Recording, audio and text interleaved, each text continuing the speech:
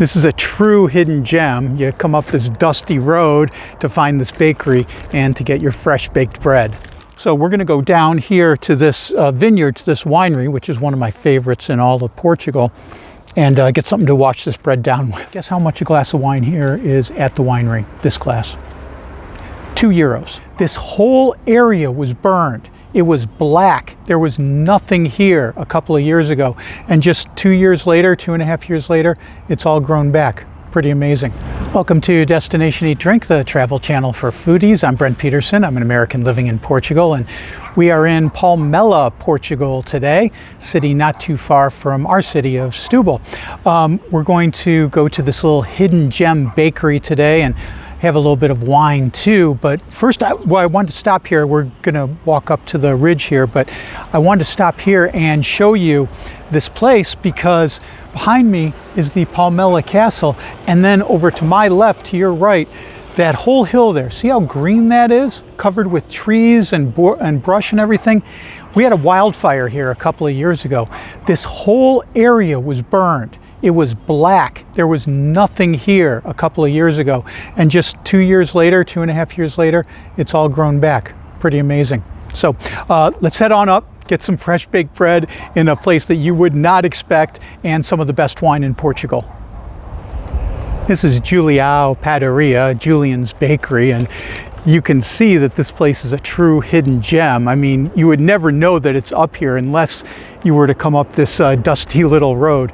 It's in this little building back here, and you knock on the door and he takes the cover off and you get to see what happens to be for sale on that particular day. He doesn't have everything every single day. It's whatever they happen to make on that particular day. So what did we get? We got the cereales, which means it's got like grains and seeds on it. There's oats on here and sesame seeds and other good stuff. So beautiful loaf of bread. I've had their bread before. It's really good. I've had their cornbread before. It's fantastic. But what I want to show you is all along here there are windmills, at least abandoned windmills. They used to be windmills, and that's probably why this guy decided to open a bakery here, because all these windmills were used to grind the grains to make the flour that you'd use to make this delicious bread. Like I said, there's dozens of abandoned windmills up here, and most of them just have the tower up to here, and the windmill itself is long gone. But you walk into some of these ruins, and you can walk right in here. You can see there's the old millstone right there. That's what they used to grind the grain into flour to make the bread that they would have here. And the reason they've got all these windmills is we are high up here on this ridge. So it gets windy up here. They must have generated tons of wind, and that's how they kept all these windmills in business for so many years. So the vast majority of these old windmills have just been left to ruin. Some of them you can go into, some of them, are blocked off, but some of them have actually been converted into habitable homes. And they can't be that big. I mean, these windmills are tiny. This one has been converted. They've added on to the side here, so it's got a little bit more space, but I can't imagine people would live here full time. It's probably a vacation home, but what would you think about staying here for a weekend or something? Maybe turn it into an Airbnb. You can see they've also kept the millstone here as a decorative piece, the old millstone that they used to grind the flour to make the bread. Pretty cool.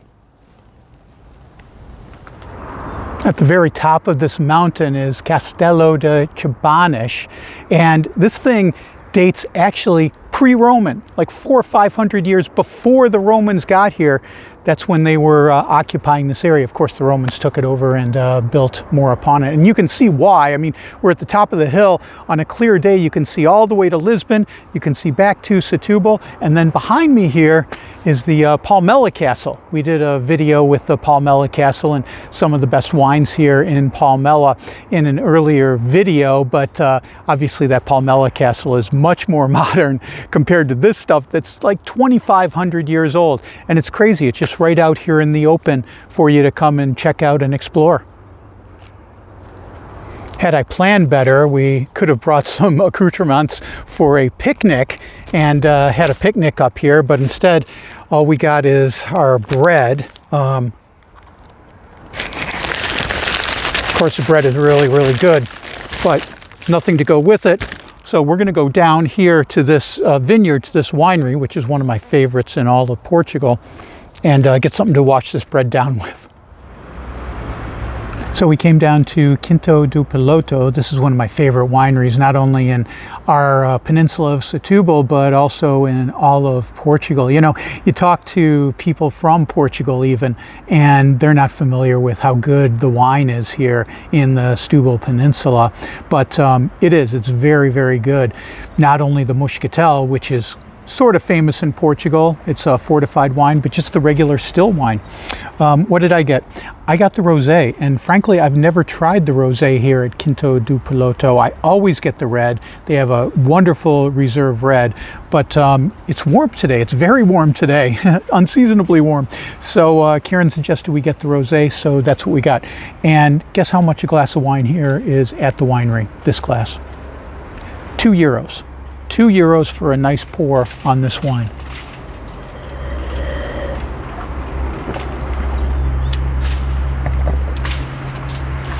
Crisp, fruity, nice, refreshing. I like it.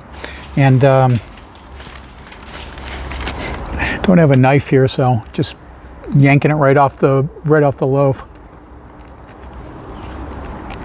Bread and wine. Just like the communion I never went to. Good stuff. Another thing about this winery, look over my shoulder. You probably can't see it today, but all the way over there, you can see Lisbon from here. The views are spectacular. Great winery. So, like the video, subscribe to the channel, and what about you? Tell me, have you tried Portuguese wine? Leave a comment below. And what about Portuguese bread? I gotta say, Portuguese bakeries are really, really good for sweets and for savories, for breads. Really, really talented bakers here in Portugal. Have you ever tried it? Maybe you've tried Portuguese sweetbread. Tell me what you think in the comments below. And you can listen to my podcast. I've done tons of episodes on Portugal and places all around the world. You can click on the QR code and pick up that podcast, or just go to destinationeatdrink.com/pod. I'm Brent Peterson. I'll see you down the road.